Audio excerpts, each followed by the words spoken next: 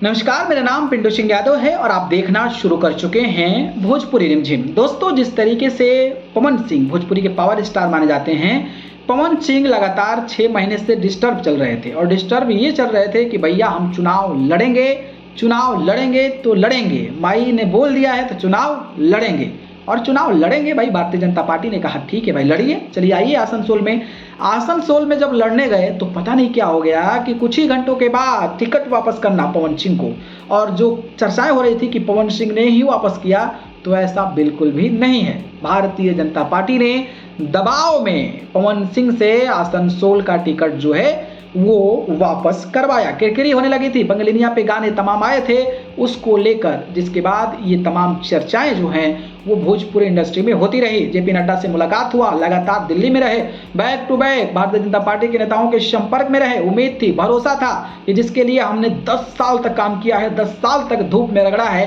Helicopter में जिसमें जाने में डर लगता है पवन सिंह को, उससे बड़ी बड़ी रैलियां किया है और कई सारे प्रत्याशियों को जिताने में उन्होंने अपनी अहम भूमिका निभाई है। तो भैया उन पर भरोसा भारतीय जनता पार्टी क्यों नहीं करेगी।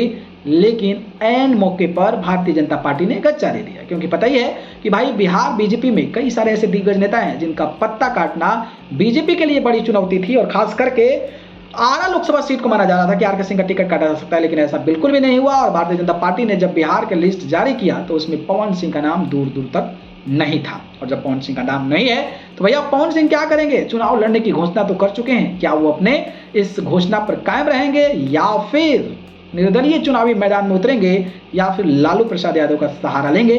खबर तो ये भी निकलकर सामने आ रही है कि भैया आरजेडी जो इंडिया अलायंस है, कांग्रेस का सीटों का बंटवारा दिल्ली में कल मीटिंग जो हुआ था उसमें हो चुका है, और जब दिल्ली से बिहार तेजस्वी यादव पहुंचेंगे तो घोषणा करेंगे कि उनका कौन से लोकसभा सीट पर कौन मतलब लोकसभा सीट पर आरजेडी उतरेगी, कौन सी सीट पर कांग्रेस उतरेगी, कौन सी सीट पर सीपीआई माले जो एमसीपीएमएलओ है वो सारे उतरेंगे।